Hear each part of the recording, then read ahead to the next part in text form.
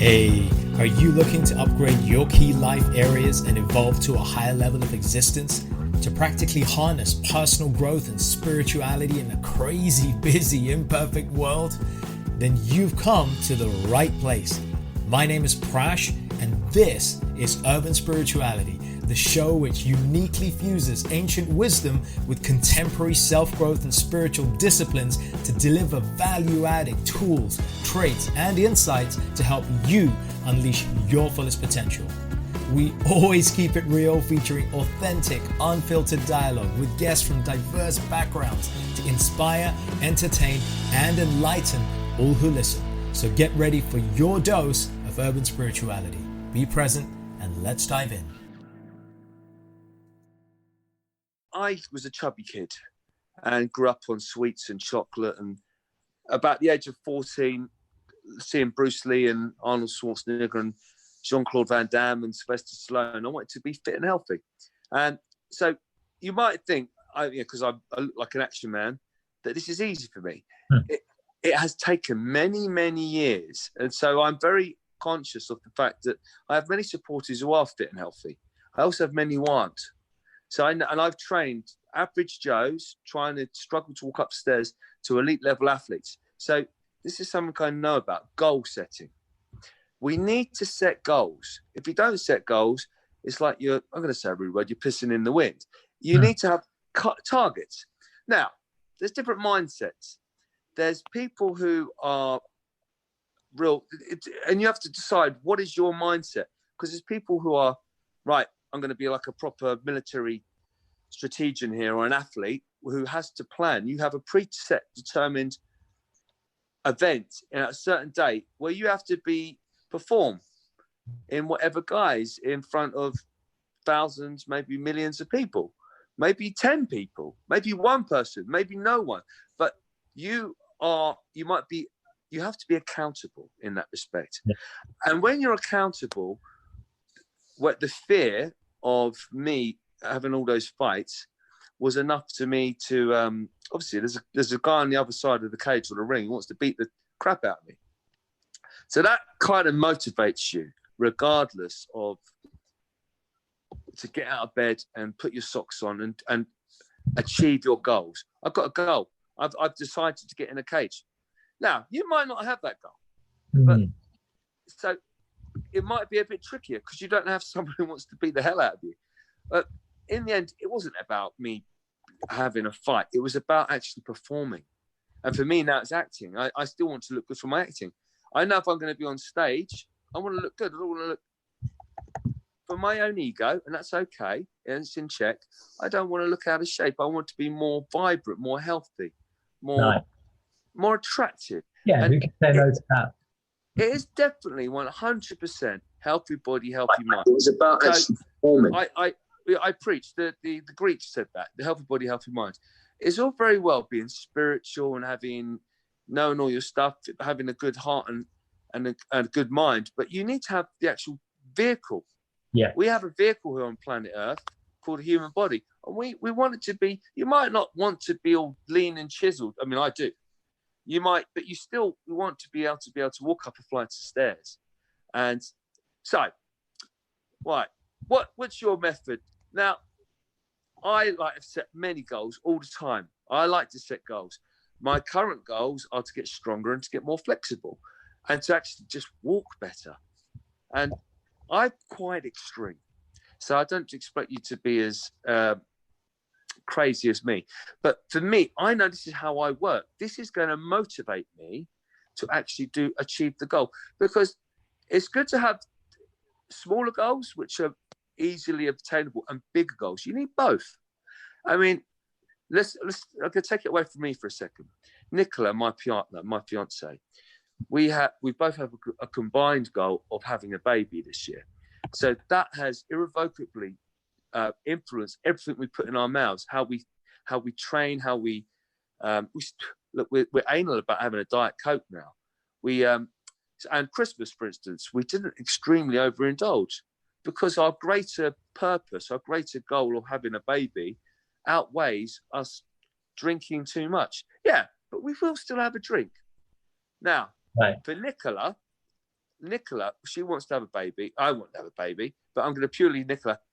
She's feeling a bit, we've gone through several cycles of IVF. And when you're on those hormones and medication, it mucks around with your body's endocrinology.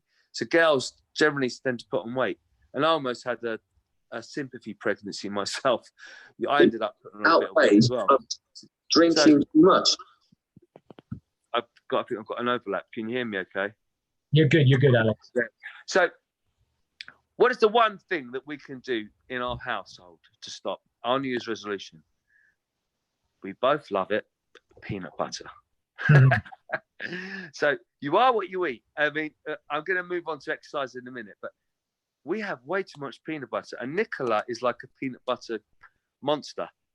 If we got peanut butter, I'm like, I can actually ration myself, but Nicola can't. It's like the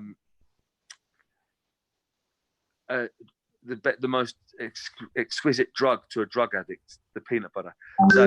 So we're learning to control. Nicola's goal is to learn how to control. That's a small goal. So to not completely avoid it and not have it in the house, but to be able to control that. And her second goal, these are the small goals, is she trains, and she's not been training because she's got no energy. So what she needs to do, and we've both said, because we're both trainers and we train people, she waits because she doesn't feel like training in the morning because she gets a bit lazy. I'll train in the evening. I'll do it tomorrow analogy. Well, we know. It's a team effort. She needs to do it then and there. I need to. I give her a bit of a pat on the back. Come on, Nick. Come on, get up. Let's go. No, I'll do it later. I'm a bit tired. But now she's realizing she needs to get up and do it there and then, and not put it off. So that's her resolutions. So the big one is obviously has affected both of us. We both want a baby. But the smaller one, this is all about training and health and fitness today, is to not eat so much peanut butter and to train in the morning, because she feels so much better when she does train. She feels more control. It's for me, training has been a symbolic that it's held my life together in times of stress and craziness. And it is good. I've had so much stress recently. I felt horrible last week, and I went and trained, and there's something about moving. You release, your body produces those endorphins, those chemicals, and it starts to give you more control in your body. So guys, that was Nicola's. She's a trainer as well, and I'm a trainer, and we had a group discussion, like me and you will have a discussion, Prash. Don't always get it right, we're not always perfect, but it's good to have a good buddy who you depend on. Teammate. Look, well, maybe you should try it like that, because sometimes you can't see the wood for the trees. Yeah, so let me just chime in here. I'm mindful of time on this live broadcast. We want to give, inject real quick value. So I think recapping what you're saying, Alec, there's a number of things here.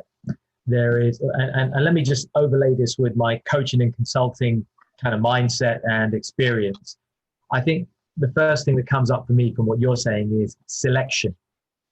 We have to select a number of goals rather than this many goals. It's better to pick 3 goals or 2 goals that we can work on in the first quarter of 2020, like in this first 3 months, rather than 10 goals over the year. The mistake they make is they want to try and get all goals done in a year. Pick just a handful and try those for the first quarter. That's one, selection.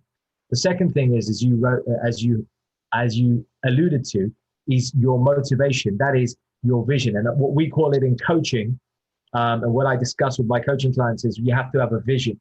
So if you have a goal, but the goal is not paired with a vision, then the chances of achieving that goal are deteriorated, because you don't have that underlying vision that's going to pull you up. 1,000,000%, totally.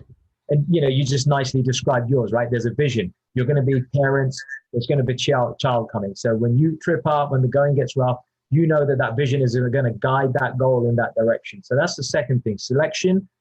Second thing is vision. And then the third thing, I think you just hit a very beautiful point, which is selection of the type of exercise that you choose to do, and the timing of when you inject that exercise in. Correct.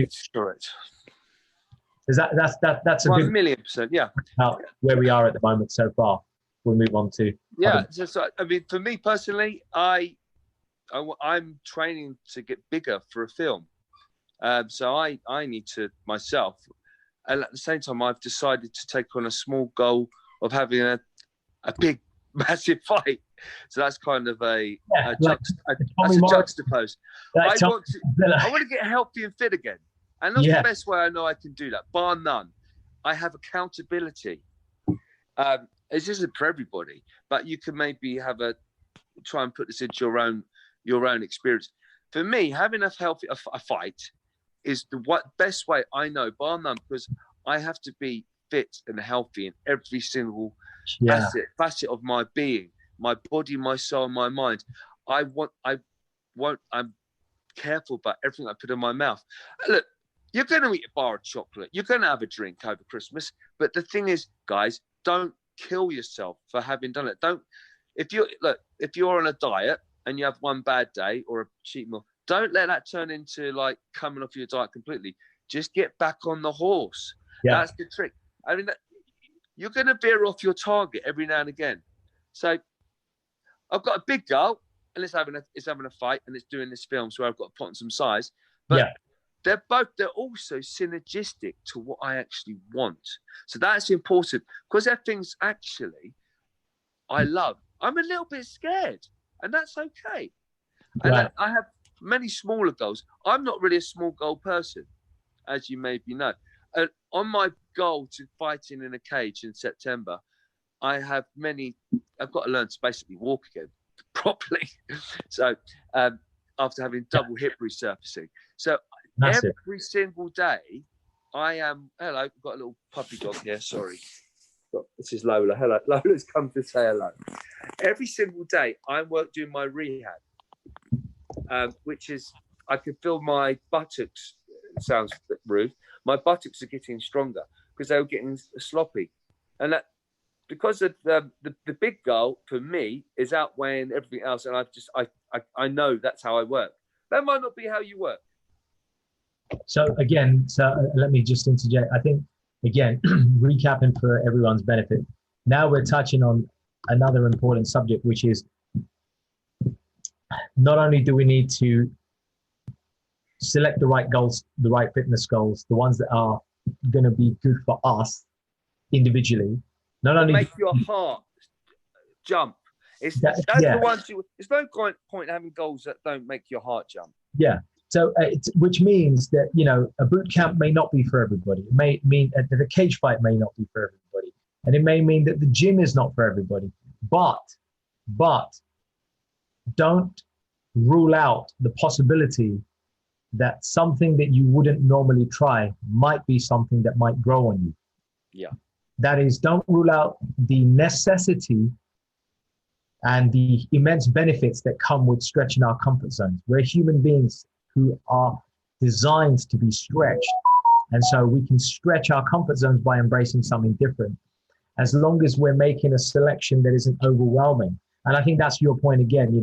Not everybody, your friends may tell you, run the 5K, run this marathon, do this, do that. But ultimately, as Alex is saying, if your heart doesn't jump at it, or at least if you don't feel sufficiently interested, then the chances are you're not going to do it. So pick something that you're more likely to do. Alex. But on the juxtapose of that is, I personally, I've been the yes man. I often say yes to things, and why am I doing this? But about 50% of the time, I've actually, I would never have done this. I've been pushed into doing this. I've actually quite liked this. So, but I've also learned, more importantly, also to say no, which is another talk we had many months ago. It's good to say no, but it's also sometimes try things that you might not necessarily naturally go for. Like, for instance, me and Prash, we've got our mind, body, and spirit retreat coming up in March, 6 to 8. Yeah, you might think, I don't know if I can do that. I run a boot camp. People. I've got lots of people who want to do it, and every single day I get someone messaging me saying, I'm a bit scared about it. Can I do this? It sounds like everyone's going to be fit. And when they come, they love it, because it's people having fun. We're being kids again. Although it's very professional and training you to be fit, healthy, move, bend, twist, jump. It's not I'm more training your mind and your heart. Yeah, your people are being like kids again, and that's what people need. And that's what me and Prash are doing on our mind, body, and spirit retreat. Yeah. We're expanding your mind in ways which you might feel a bit scared. Some things that we do some quite heavy subjects. As we've said before, it can be as heavy or as light as you want it to be. And often what we do is we give the reins over to you to go as heavy as you want. And look, you're the one in control. If you want to go heavy, let's go heavy. And that could be a bit uncomfortable. So you might think, oh, that's not for me. But I was surprised on the last retreat we did on the things that I thought was, sorry, I've got a puppy dog jumping all over me. Hello, Lola. The things that we were talking about, which were so, I just take for granted, because I guess me and you are quite heavy people. People found it so liberating. They did. And I think that's the thing. As Alex says, don't disregard the possibility that you might get something very powerful out of something like this. It just means that you need to stretch your comfort zones. I'm mindful of time. And Alex, I think that what we should do is maybe park it here and do the diet and nutrition part of this goal setting as a separate live. Yeah.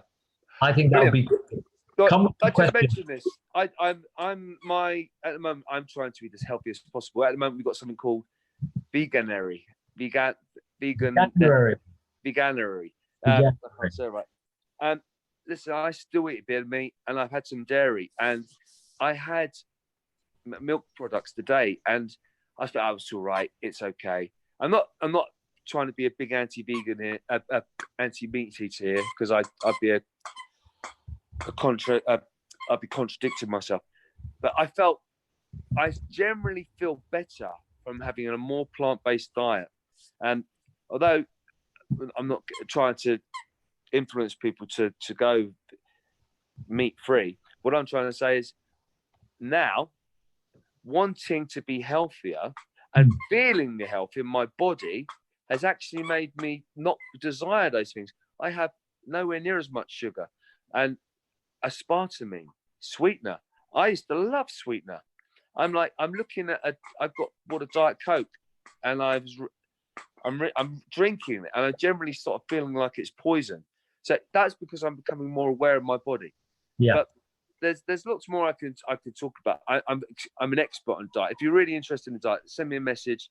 I know what you should and shouldn't eat to attain your goals. I'm currently trying to get bigger, so I'm eating a bit more than normal, and I don't like it. I mean, I used to be quite a bit bigger, now I'm quite happy being a bit smaller, and I feel healthier. But because I've got a role where I've got to put on about 2 stone, I'm eating so much food, and I have been eating a bit of meat, and I'm like, every time I eat it, I'm like, I'm having this moral dilemma. But I'm evolving. Rome wasn't built in a day, and I think it's progressive again.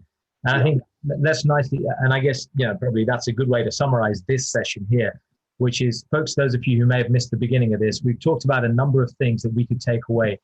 This session has been dedicated to the physical and exercise aspect of fitness and health. We'll do a separate session, as Alex has alluded to, on sort of nutrition and diet for the new year and goal setting. But just the summaries for this is firstly selecting the right fitness and exercise goals for the new year. Secondly, looking at those goals as a 3-month thing rather than a whole year thing, because you're then not giving your mind. Imagine your goals like climbing 100-step staircase. If somebody said you got to go up that staircase with a rucksack with 20 kilos and you got to run up those 100 steps, a lot of people, maybe not you, Alex, but a lot of people are like, nah, forget it. But if you said to them, well, look, I just need you to get to the first 10 steps. Just get to the first 10 steps. It's good enough.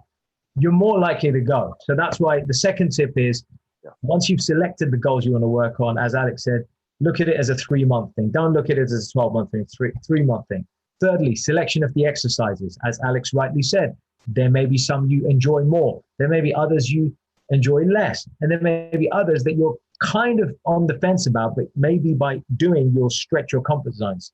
Look at those exercises, see if you can incorporate them into your routine. Fourthly, it's timing. As Alex said, Nick prefers to exercise in the morning. So sometimes when our mind and our body is, we got to look to when our mind and body is most likely to be. A lot of us work in the offices or businesses. When we come home, we're tired. So maybe it needs to be in the morning. Maybe we need to do it after dinner, 2 hours later. Go find a gym where you can go and work out after dinner 2 hours. So work with the timing that your body, listen to your body and work with the timing that it gives you. And don't pay too much heed to your mind, which is always going to want to just try and sit and chill. So the fourth thing is timing. And then the fifth thing, as you said, Alex, is, I missed that one, vision. There's got to be a vision that we tie that goal to. Because if we have a vision of what we want to look like, Alex said that he's got to fit in 2 stones, he's going to be this way. There's a beautiful child that will be coming and manifesting, I'm sure, in due course. So Alex and Nick have a vision that they're dovetailing, that is, they're joining or aligning their goals to. So think of the vision in your life. I think those are good summaries, folks. Hey folks, thanks so much for listening.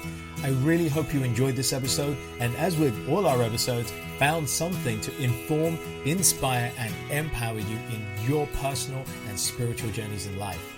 As always, feel free to leave a little love through your ratings and comments, subscribe, and share it with those you care about. And take your personal and spiritual evolution to the next level by joining us on one of our unique events, workshops, or retreats, or taking advantage of our personal and professional coaching packages. Find out more about us at mantratherapy.co.uk. I'm your host, Prash K. This is Urban Spirituality, and we will catch you on the next episode.